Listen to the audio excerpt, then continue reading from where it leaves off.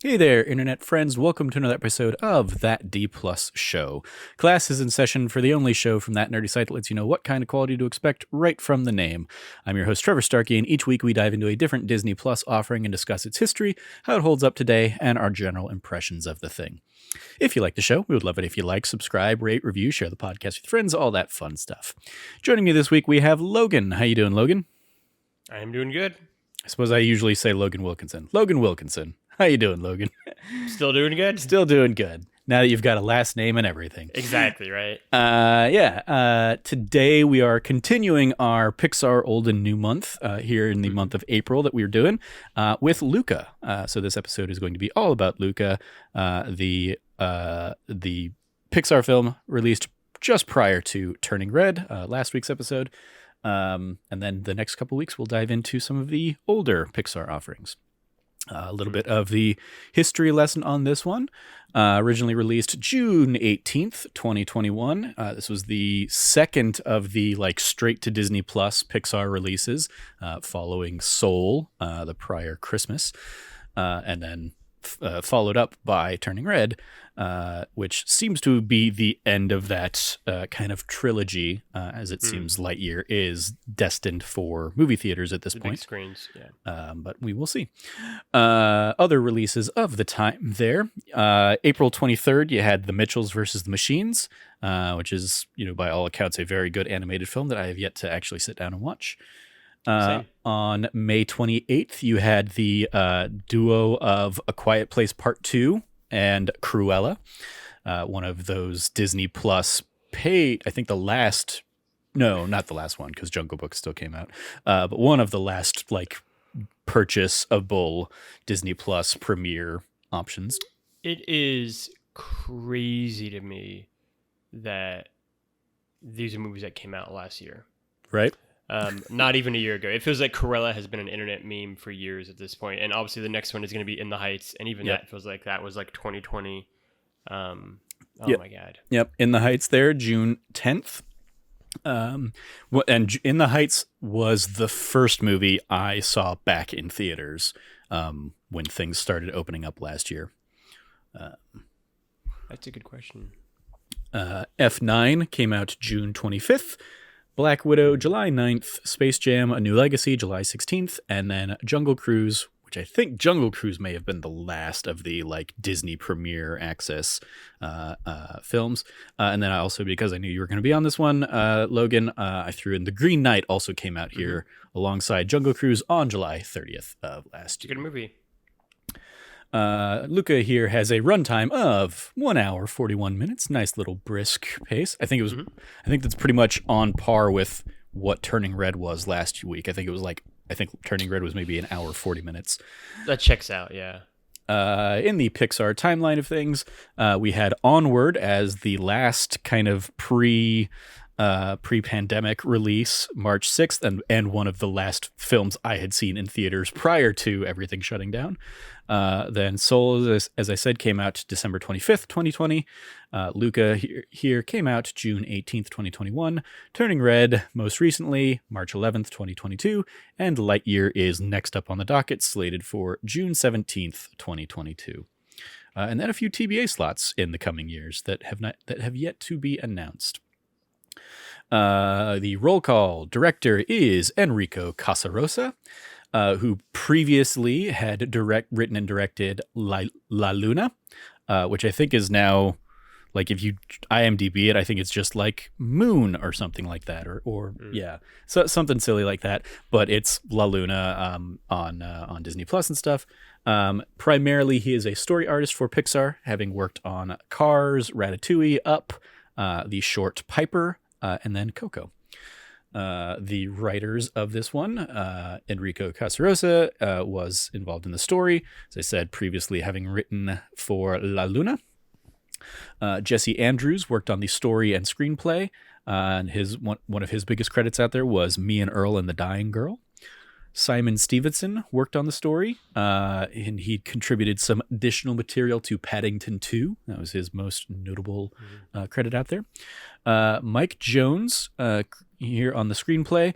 Had worked on previously also had written for the script for Soul, or the screenplay for Soul, and he is by kind of his primary position is on the senior creative team at Pixar, having worked in that capacity on Coco, Incredibles 2, and Toy Story 4. And then there were a couple of story consultants in the written by, so I included them in here. Julie Lin, who's primarily a producer by trade, having worked on a number of films out there, and Randall Green, also there as a story consultant, having primarily worked on Billions. Starring, we have I will also say, while not credited here, I did notice his name in the credits, so I will give him a shout out. Brett Mckenzie, I think of Flight of the Conchords fame, I believe, absolutely, had an additional material kind of credit in this one, so shout out to him, because I love seeing when him and Jermaine Clement show up, because I'm I love Flight of the Conchords. Yep, huge fan. So shout out to them.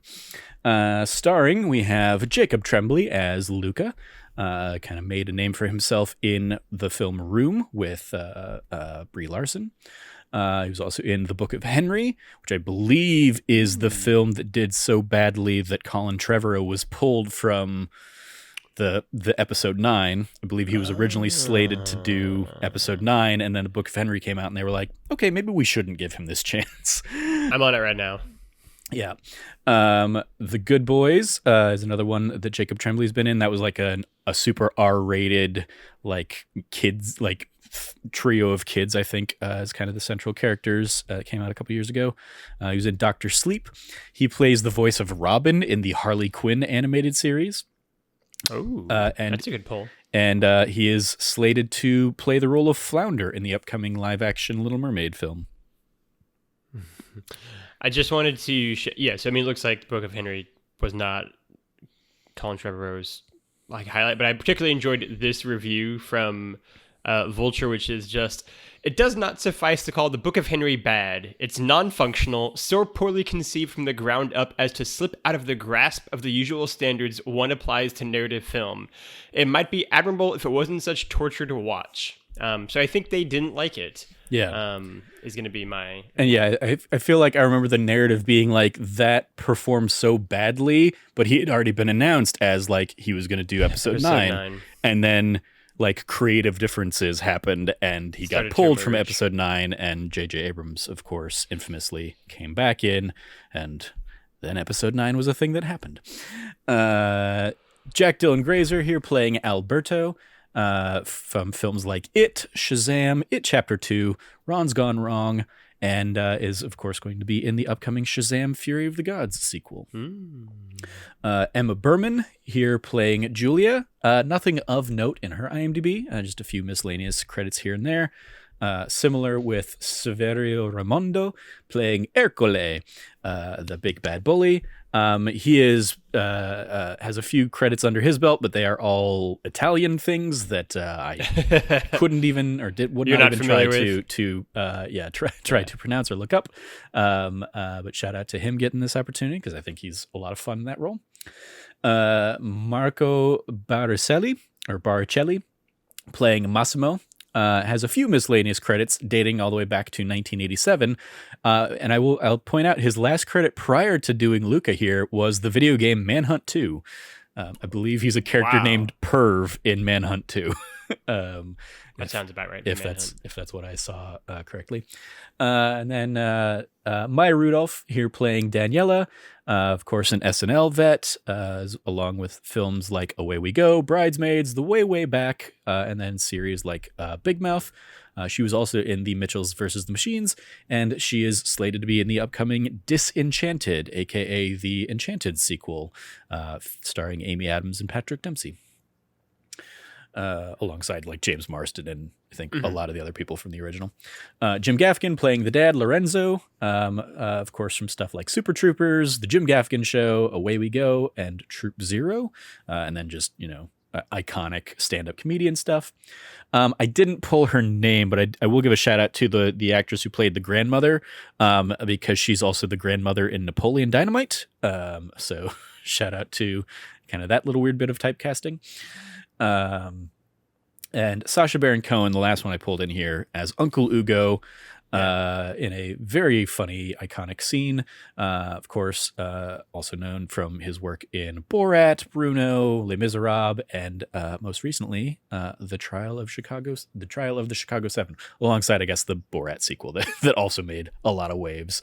But yeah, Sacha Baron Cohen, just pop it in there as a fun little, almost cameo level performance. Some trivia. We have, of course, kind of the Pixar staples. In particular, one of the Pixar standard Easter eggs is teasing the next movie in the prior, in a current movie. So the tease that was in Soul for Luca is a Porto Rosso advertisement on a travel agency window that you can see in Soul. As the boys race through town toward the end of the movie, you can see the famous Pixar Luxo ball that has been in pretty much every Pixar film, spotted on a rooftop. The classroom number A113 appears on the train ticket that Alberto gives to Luca at the end of the film. Continuing on with the kind of setting up the next film, the turning red Easter egg in this one is there is a record for Villaggio with a star in it, just like For Town in Turning Red. It's an album that Julia has in her room, so that's kind of the little setup and tease for Turning Red. And then the Pizza Planet truck gets a little variation in this one. During the final race at the end of the film, a Pizza Planet Piaggio Ape, aka a smaller Italian vehicle, is shown behind Ercole. And I time-stamped it here if you want to go find it yourself. It is at about 1 hour and 16 minutes and 19 seconds. It is basically just after Ercole throws a harpoon at Luca and Alberto after they've kind of transformed in that race, like in the downhill chase. And then notably, this was the first Pixar film that did not have the John Ratzenberger cameo. They gave him credit for a cameo in Soul as like a character design, even though he did not voice any characters in that one. But this kind of began the hey, there's no John Ratzenberger stuff in these Pixar movies, which continued on with Turning Red, as I mentioned last week. A few other little bits of miscellaneous trivia here. Do you know why? I have not been able to find anything out there saying here's why. I was thinking about it earlier. I was like, I wonder if it's as simple as John Ratzenberger doesn't have the technology to have recorded himself doing audio in his Sure. home during COVID times or something like that. I don't know. I also have no idea, because I just immediately Googled him. I also have no idea if he's just retired. He's 75 years old. He could just be retired too now, right? I'm trying to see. Certainly, it's one of those. It's just one of those things that was such a staple for such a long time, and he was the quote unquote Pixar good luck charm. It's we're effectively 3 movies on now without a vocal cameo, because the last time he actually voiced a character in a Pixar film was Onward. I don't know what's Looks like the next thing I see, the most recent thing I see in his Wikipedia filmography is an upcoming animated movie called Luck, which is starring Simon Pegg and Jane Fonda. So still working to some degree, just hasn't gotten the Pixar calls for whatever reason. Yeah. Some other miscellaneous trivia here. Piacere, Girolamo, Trombetta, aka Alberto's phrase at the beginning and the end of the film, is a joke that was popular among young kids in Italy. It literally translates to, "Nice to meet you. My name is Girolamo Small and or Twisty Trombone," depending on translation stuff. The joke consists of grabbing another kid's hand, as in a handshake, and then move it forward and back as if it was the hand slide of a trombone, aka the motion that they do in the film. And trombetta also means fart in Italian, which makes the joke even funnier to very young kids. Thought that was a fun little bit of childlike trivia in the film. Alberto has made 383 markings on the wall, before he stopped counting, as he says in the film, meaning that he's been kind of living on his own for more than a year following his father's sudden departure. Giulia's cat is named after the Italian philosopher and writer Niccolo Machiavelli. Machiavelli's muzzle looks similar to Massimo's mustache, and all of this could be a possible reference to La Luna, Enrico Casarosa's short Pixar film, where the child character in that, aka Bambino, compares Papa and Nono, aka his like father and grandfather characters, to their preferred facial hair. And if you go and watch La Luna, the Massimo character is like almost identical to like the father character in that La Luna short. Like the iconic like eyebrows and push broom mustache, basically.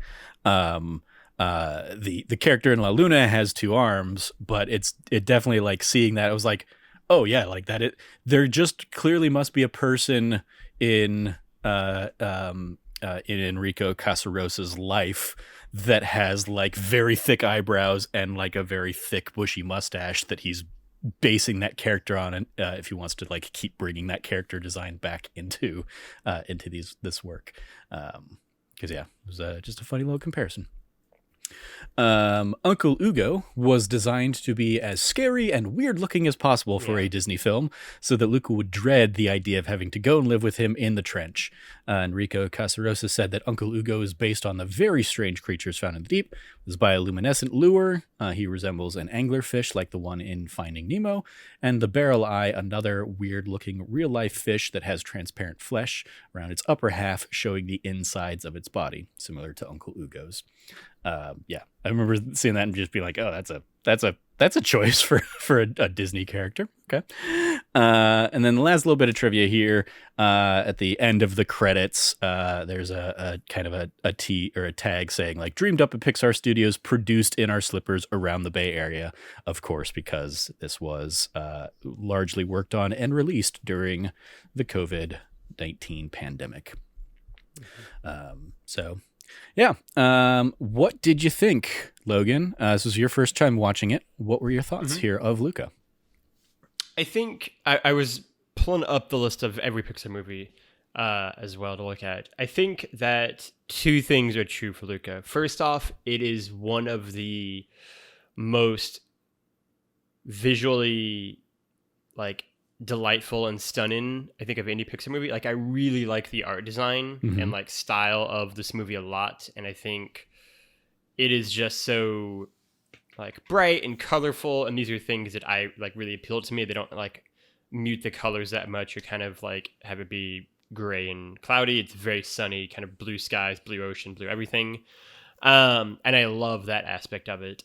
I think in terms of the movie itself and the characters and plots, I think that I like it, if not love it. I think Luca partially falls into the misfortune of being the 24th Pixar movie, right? So it's like these beats, we've seen some of them done before in different ways. And like it is pretty routinely a complaint I have with like this kind of story of like two best friends and like they fall apart in the middle of the movie and they get back together. It's like, I wish it was like a different beat they kind of went for like that arc.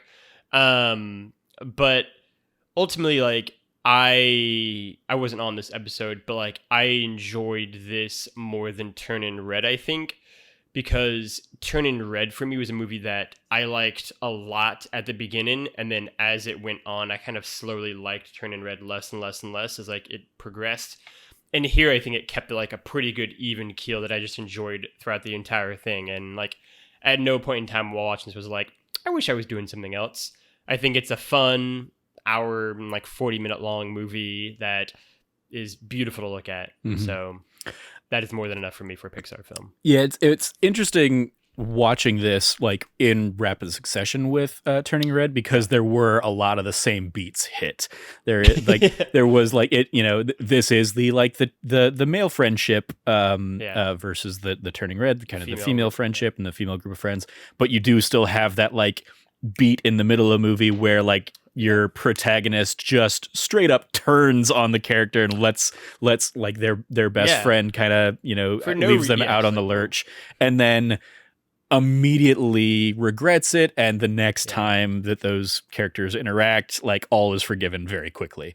So it's like there are a lot of like similar beats, and and I think you're right. I think there's a lot of like beats in this one that do feel like you've seen them or you've caught them in other Pixar films. I think you have, just other Pixar staples, or other like Pixar / Disney staples of like the fish sequence at the beginning feels very similar to a lot of other Pixar animal sequences of, like I think of like Hey in the what was that, Moana, stuff like that.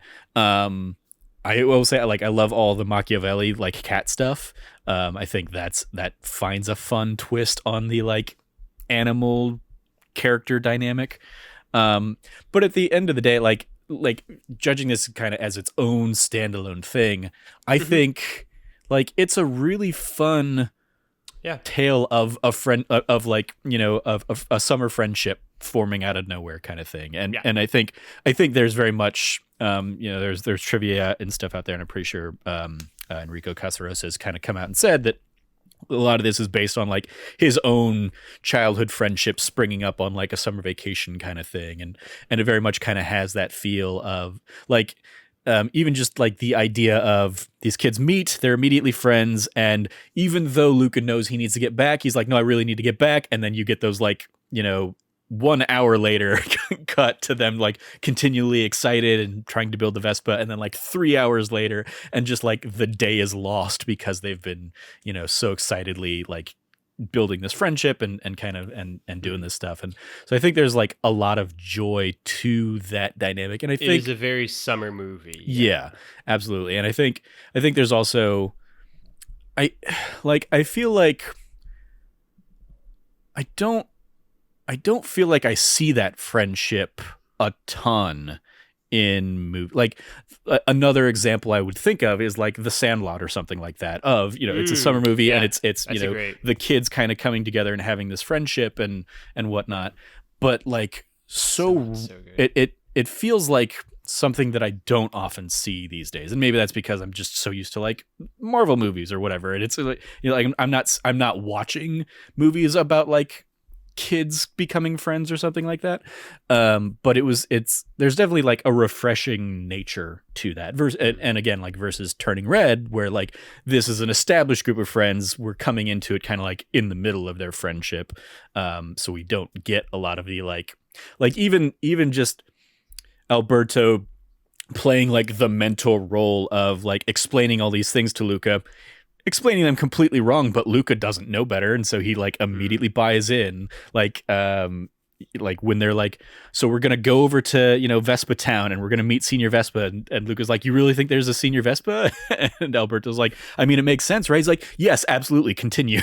He's just like fully bought in on the journey and the excitement and the joy, and there's an element of that like did take me back to being a kid and having those friendships. I think there's an element of watching this so close to a lot of our conversations on that Bond show about like GoldenEye and like the memories ingrained from that time in my life of growing up, that like there's just a lot of like nostalgia running around those ideas right now, and in very fun ways. And so I think like the fact that this isn't about earth-shattering stakes or whatever it is, they're trying to win a race, and they want to, they're friends trying to win a little weird triathlon in a small Italian, coastal town or whatever. And they've got like a jerky bully kind of guy who's like that's another element. Like, I love that there isn't like, I think after Turning Red and Encanto, like a film that's not about like generational trauma is very refreshing almost. Like the parents clearly don't want him to be, out there doing this, but like even the grandmother's like sneaking away and visiting the town. And so I think like it's not played for like this is a devastatingly like emotional story. This is just a lot more like freewheeling and like fancy free for I guess you know, the stakes aren't earth shattering, all that stuff. It's just like a couple of friends having a friendly, fun summer. Yeah, you touched on a lot that I wanted to hop on there, which like first off, like Sandlot, I think is such a good comparison. Like one that I always think of in a similar vein is Grease, like the original one. Like just feels like these friendships and like the place and time and like how that movie's framed to like the photo album close or like the yearbook closing kind of thing. Like it just feels like that moment in time, these are the bonds you're making, and like it doesn't really matter if they last forever or not. Or like Stand By Me is like a similar thing, right? Like that moment in time, like summer movies, always like young kids, very bright, and I think it very much leans into that kind of dynamic. And like shout out to like the GoldenEye, like N64, like just growing up with like your friends and buddies, and like we all have those same memories, right? Of like, I can only be out for like an hour or 2 minutes, like cut to like 6 hours later and be like, oh shit, like I have to be home now. Like, I had to be home like 3 hours ago, actually, kind of thing. And like, we've all been in those moments. The big thing that I wanted to touch on that you kind of started to hit at the end there was, it is so refreshing that this is not an end of the world movie, right? Especially because that was so much of what I didn't like at the end of Turning Red, right? Is I loved when it was like, this is a secret, no one can know. It's gonna be like a very much like an intimate, insular kind of movie. The whole point is to, like to hide that only a few people are gonna be able to find out, and then they just blow that up completely, almost literally at the end. And I was just like, I don't like this. I don't like that it's like a giant seismic battle now. I don't like the fact that we're in like another dimension having these conversations. Like, this is not, I don't enjoy this as much. And this is such a more intimate, like personal story that feels way more reminiscent of like the Toy Story movies, right? Where like, they're not about the end of the world. They're about toys trying to make a kid happy and like living their own wacky life. Right. And I think those are a lot of the Pixar movies that work best for me, right? Like even Up, which is my favorite Pixar movie, ultimately is about, you know, a man essentially getting like grieving over his wife and kind of turning to the next chapter. And it's not really about the end of the world. They go on like this hijinks filled journey, but like that is the heart of the story still, right? And I think that is Luca to a T, right? It is not melodramatic. It is not about like something bigger than like, we want to win a Vespa and like have a race and just be silly like 10-year-old kids. And that's really refreshing, I think. Yeah, there's almost like, I was thinking about it, it's almost like this whole movie could have been an adventure that Carl and his wife had as kids, kind of thing. Like I like that a lot. The kids in this have that same energy from like the first couple minutes of Up, of is it Ellie, the wife's name, like Julie and Ellie would be like best friends and basically like immediately ready to take Luca and Alberto on this adventure and you know, create this like immediate bond and companionship amongst them. And I think like it's almost, you know, that those couple of scenes from Up, but stretched out into a full length movie and plopped over in Italy or something like that. Yeah. And then you throw on a, you know, weird element of, oh, and also they're sea creatures. And it's, the sea creatures thing is cool too, because like, I didn't know what to think of that when I saw the trailers. Like, I don't know how much of that, like, I like everything until I see the sea monsters. And I'm like, oh, okay, I don't know about that part as much. And watching it in the movie, I like how it's, I mean, I really should never have doubted Pixar, I suppose, but I like how it's incorporated. I like how, again, it's this thinly veiled thing about like just like others in general, right? And kind of othering people and put in people who are different, just viewing them as like monsters. And I think it's done in a way that is like really effective, and how like the town slowly turns against like the absurd bully at the heart of the movie. And like he kind of gets his comeuppance at the end, and like it's, you know, a movie about like in its own about like inclusivity, right, and diversity. Yeah, I love that. Like, I think I would just kind of look into like the Pixar movies again. Like, this is really the first one since like Toy Story 4 that isn't about like some sort of giant into the world battle or conflict. And even with like Lightyear next, that's obviously going to take on a much more cosmic scale as well. And so it's refreshing to get these kind of smaller scale Pixar movies every few years, to just kind of like reset things, especially ones that are like as joyful as this, right? Like I think part of the reason that like makes Luca, what does make it, I think, different than a lot of the other Pixar movies, even with like it hitting on a lot of the same beats, is the fact that like there is just a joy to it, right? Like it doesn't deal in generational trauma, as you touched on. It doesn't deal with like existential crisis or like the end of your life or grief or really any of the things that movies like, or like what it means to be like a person and alive, like Wall-E. It is just like, this is a fun movie, right? Like it is, most like Toy Story in that field, I think, or like A Bug's Life maybe. And it just like lets you have fun with its story and lets you have like a good time. Like maybe Cars is another great example. And those movies might not be the greatest Pixar movies, but I think they're the ones that you need every now and again to just be like, all right, there was a lot of trauma in that last one. Let's just have a good hour and a half here.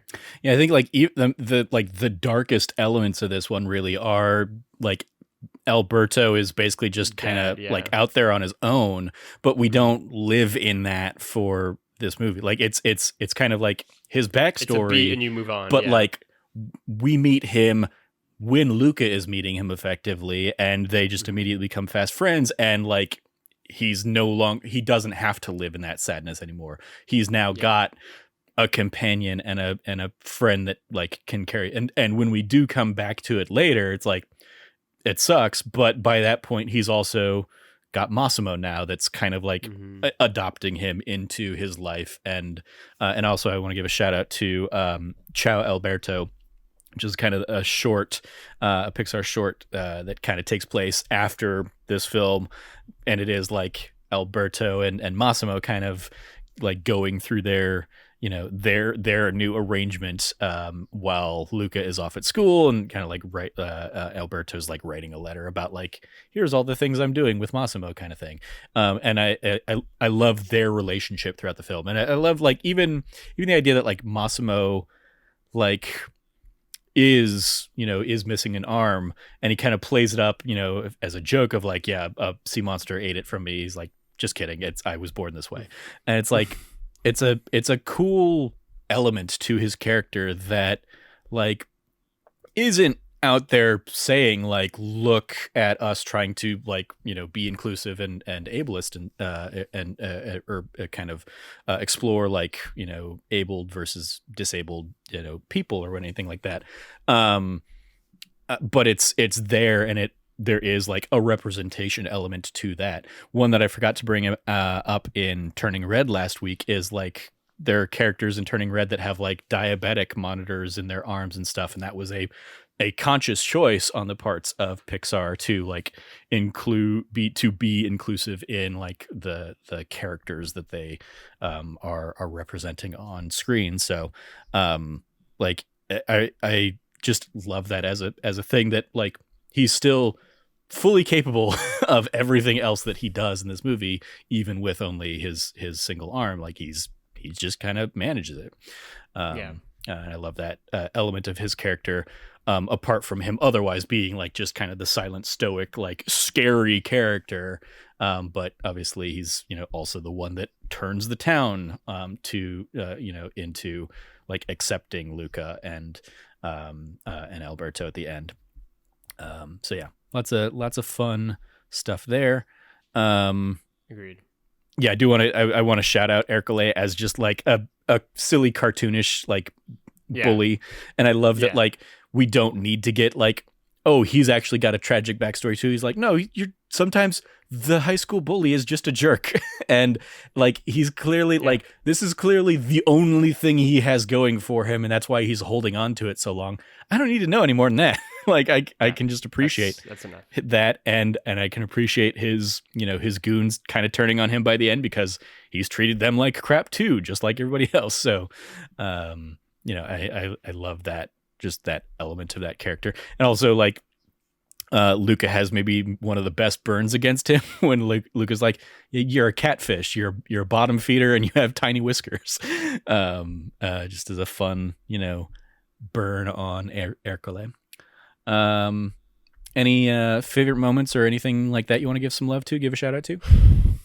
I think it is just, and I think we each kind of have circled around this point, which it is just the male friendship at the heart of the movie. I think it's way more common for films to depict female friendships and relationships, especially like young, like girl relationships in animated movies in general, probably. Because I think it's more, or it has been, I should say, more socially acceptable for them to kind of be more expressive in their emotions, and feelings and talk and everything. And so I always really get a kick when I get to see just like two young boys just be open with one another, and have really solid moments. And I think Luca, it doesn't just give you that in spades. That's the entire movie in a nutshell, really, is just these two characters' bond and relationship. And yeah, I think it's really cool to see that, right? Like, it's sort of unique among Pixar movies, right? Like you get Buzz and Woody, but they're obviously like grown, I would say grown men, grown toys, I guess. And so like the next best example probably is like Monsters Inc., right? But even that, like, they're also grown. Yeah. They're also grown men and also monsters, right? And like, this is such a good example, just like two young boys who are just being open with one another. And I really like that. I'd love to see more of that on film, and in a way that isn't played for laughs, like isn't a joke, isn't like a high school coming of age comedy, right? Like, it's not American Pie or Superbad, which are great in their own ways, what they're showing, but like, this is way more innocent and pure. And pretty much every scene of Luca and Alberto together are like routinely my favorite parts of this movie. Yeah. Because it feels both so real to my own like childhood experiences, and also like sort of like I wish we had just like that level of like moments together with like a lot of my friends. Mm-hmm. Yeah, I mean, like the chaos that ensues around them building the Vespa, and like testing it and like all that stuff is just like those little montages are just a ton of fun. And yeah, there's just such joy to kind of their adventure. I also I do want to give a shout out to the parents as they kind of come into the picture and they're trying to like suss out Luca and figure out what's going on. Hey, I like that, like they're pretty quickly like on him and understand like exactly what's going on and realize that he's like, he's sneaking off to the surface or whatever. But I also like the grandmother covers for him kind of thing. And I love, I love the humor that comes from them not knowing what like human Luca looks like. So they just like throw every other kid in the water, as they can. And the fact that it's Maya Rudolph and Jim Gaffigan just makes it, right, a little bit more fun. Yes. There's a lot to love there. But I also love, as much as I love the Luca and Alberto relationship, I also like the introduction of Julia and and just the friendship that forms between Luca and Julia over the shared common interest of like Luca wanting to fully explore his horizons. Like, that's one of the first things we like get to learn about this character through kind of like his little fantasy of wanting to like explore what's out there, or like he talks to like one of the fish, like could you like Enrico could just be out there exploring everything. Like and like this sense of joy and excitement at that potential idea, or he could be dead. But like I love that he and Julia bond over that, and over Julia kind of like explaining the world and the stars to him, and that thirst for knowledge that character has. Well, I think, there's maybe also a hint of like, a relationship, a blossoming or something like that. And, in a cute young love kind of fashion. But like the movie's not really like interested in like going down that path so much as Luca has like made these two incredible friends that are by their very nature going to pull him in very different directions, and it becomes like he could go down either of those paths, and you want whoever doesn't like kind of win to just be happy for him. And fortunately we Still get that. be And so okay, like yeah. I love the moment at the end of the film of like Alberto having traded in the Vespa to get Luca a ticket so Luca can go off to school, and he convinced the parents. And like that's when I tear up in this movie, is like when he has done all this for Luca because he sees what Luca wants in that, and he sees that that's the path that Luca that will excite Luca the most. And he doesn't need that adventure because what he's been on his own. So the fact that he's got Massimo now is like what his wants are fully, you know, and he can just kind of enjoy and relish that. So yeah, I love the way this film ends on those kinds of things. Yeah. And you know, yeah, it sets up a little bit of tension, you know, for a beat or two in the movie, but I don't think the movie's not like hinging on that bit of tension, and I that's think why like it's so a lot of quickly like to 10-year-old boy dismiss it. like fights, it's also over Yeah. as quickly as it began, right? Yeah. It's everything is the most important thing it's ever been, but then Exactly. you can, you know, brush past it pretty quickly. Yeah. So yeah, I really love the relationships of this movie. I think are the highlight. But I will say to one of the first points you brought up, I think it's also a very beautiful movie in large part because you have, I mean, there are elements like all the underwater stuff is just like a continuation of all the great, beautiful stuff that they've done since Finding Nemo and Finding Dory and stuff. And then you take that out and you throw it into a beautiful Italian coastal town kind of thing. That's, you know, they don't ever really specify kind of a time period, but it's very much like a 50s, 60s kind of feel. Yeah. So it is, you know, vibrant and a very like rich tapestries and frescoes and stuff like that around the town. And just like, yeah, vibrant colors as opposed to like, oh yeah, let's just do a whole bunch of like brown buildings or something like that. I think, yeah, there's absolutely like a vibrancy to this film in a fun way. I absolutely agree. I think it is, again, I said at the top, and it'll be the last note, I guess, after the movie, but I think this is just easily one of the most beautiful Pixar movies I've seen. Like, I love the art style for this, right? If I was like that kind of a person, I would like easily have this as like a background on my phone or something like that. Like, it is just gorgeous. Yeah. I'm trying to think if there's any other moments or anything I wanted to give a shout out to. Like I said, I really love all the Machiavelli stuff. I love like him completely being onto them like immediately, but he's also very easily bought by fish. And so as soon as they put a fish in his mouth, he's like, all right, you guys are cool. Lots of fun there. Yeah. Cool. We will go ahead and dive into the report card then, where we grade this from A+ to F. What grade do you want to give Luca, Logan? I've been thinking a lot about this. I would say a B. I think that's totally like, it's definitely better than a C. And I think it just misses, like I've throughout this entire podcast, I keep looking back for the list of like the 24 or 25 Pixar movies being like, where would this rank? I don't think it's a top 10 Pixar movie for me, but that's also an incredibly high bar. It's definitely not in my least favorite category. Like, this is totally like upper mid-tier Pixar movies. There's way more that I like about it than I don't like. I love the art style like we talked about. Like ultimately I think this is like a great solid B Pixar movie that like left me way, again, it just leaves you smiling by the end of it. It's just like a chill, fun, happy movie. Mm-hmm. I wonder, like, is there a degree to that of like it's a B on the Pixar scale versus like 100%, 100%. Okay. That's what it is. Yeah, we're grading on a curve for sure. Okay, yeah, because for me, I'm gonna give it an A-, and that's like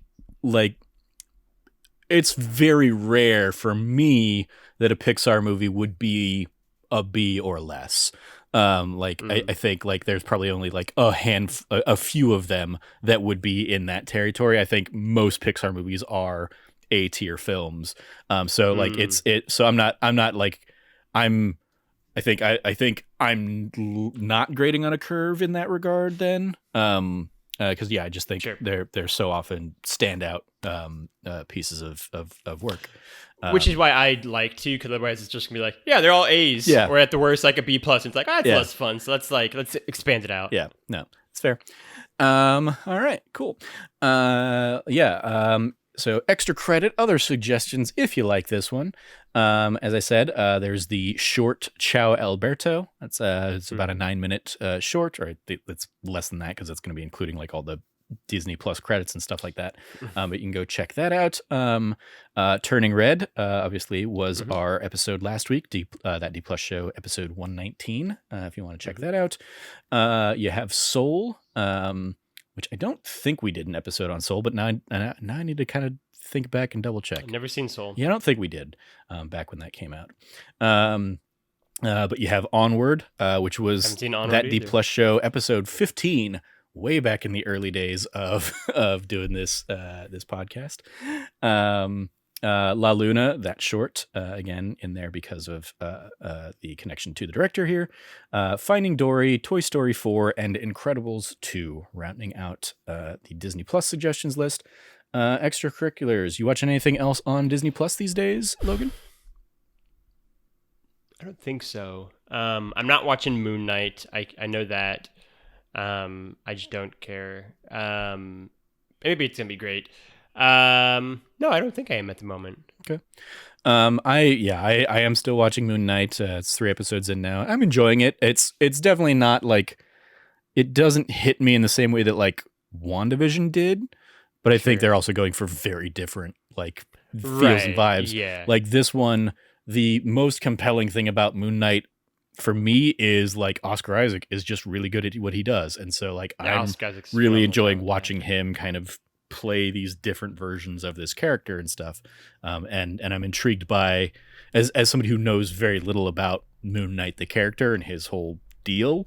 It's fun kind of being in this era of like Marvel stuff where I don't really know where they're going to go with this, or I don't have guesses. Even that, like, there was an element I remember.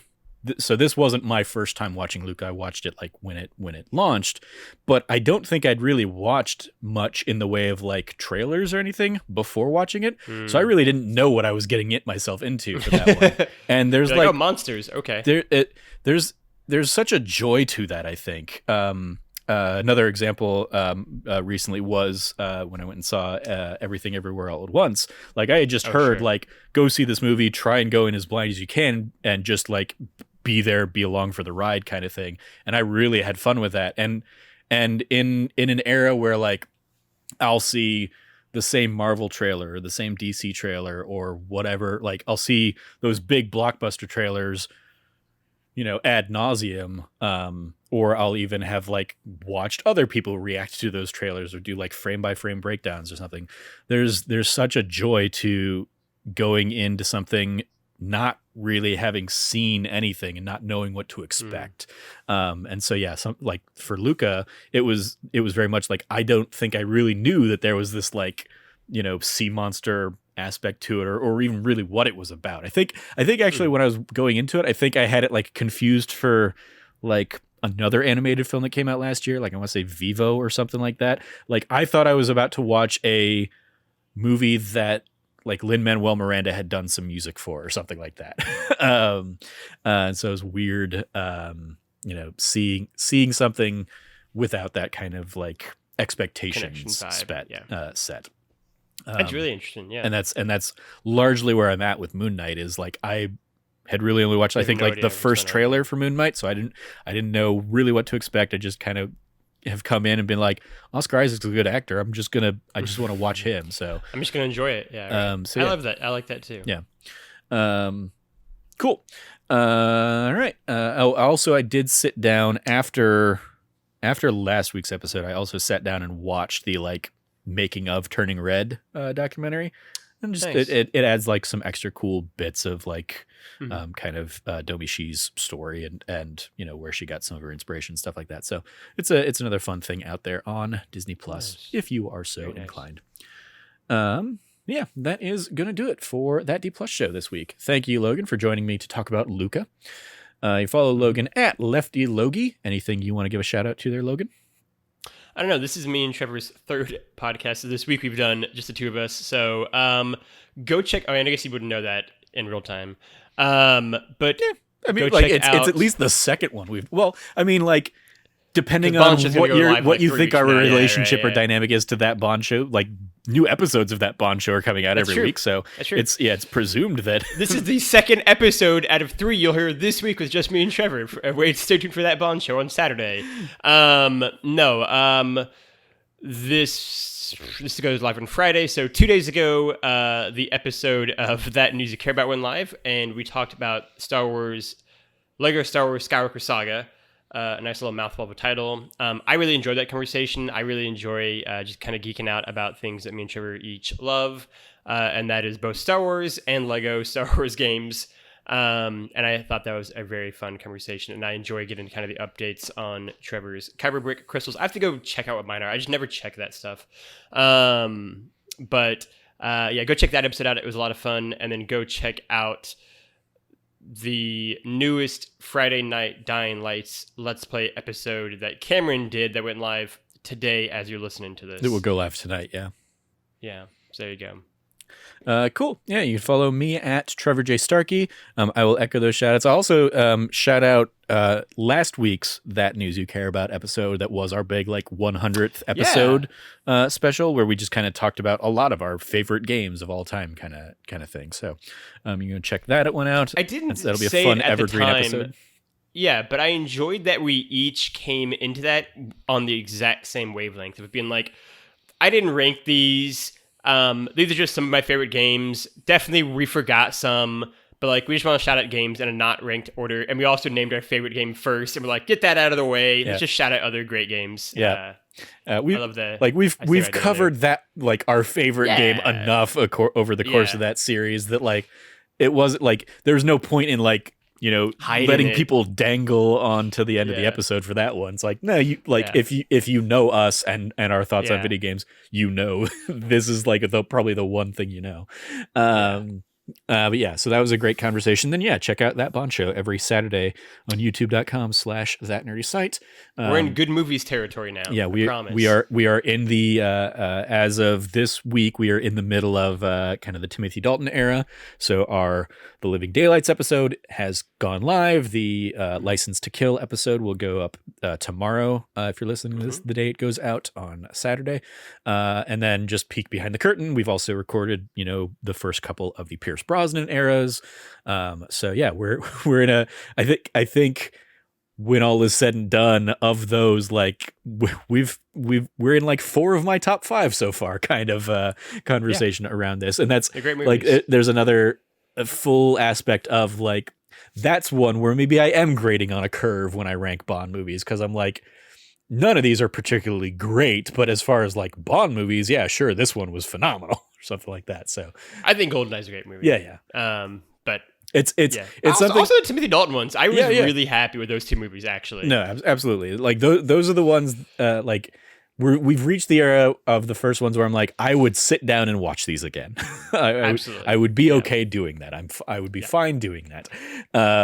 But it's something I think about. Going back to kind of the grading on the Pixar curve, when I review when I read through all of your reviews before we and edit them and before we post them, I every time I'll read through your thing and then I'll get to the end and you've either been really crapping on the thing or really glowing on the thing. It's always an 8 or a 9. It's okay, 8 or a 9 out of 10. I gave one of them. I gave one of 4 or 5. I think the Roger Moore ones at a certain point in time were just these movies again. And I feel again, sorry if you're a Roger Moore fan, you listen to That D Plus show, because you've had a rough time on that Bond if you listen to those, because me and Trevor are just not Roger Moore people, and I openly admitted that, and I sort of expected it from Trevor. But yeah, they're rough movies. Yeah, I just gotta be honest with you guys. But Anyway, you can go catch that new episodes of that every Saturday, youtube.com/thatnerdysite, as that one is video only, so you won't find that out there on any podcast services. Maybe one of these days I'll just go and like put them all, since I could theoretically put them all in audio form just like on our site or something, I guess. But I don't know if I could do, I don't know how that would work, like podcast wise. So who knows? But yeah, lastly, you can follow all of us over at That Nerdy Site or thatnerdysite.com for all the latest from us, including kind of the aforementioned written reviews that Logan does alongside every episode of That Bond Show. If you like what you heard, once again, please rate, review, like, subscribe, share the podcast with your friends, click notification bells, all that fun stuff. Thank you for joining us. As always, stay nerdy, be good to each other, and class dismissed.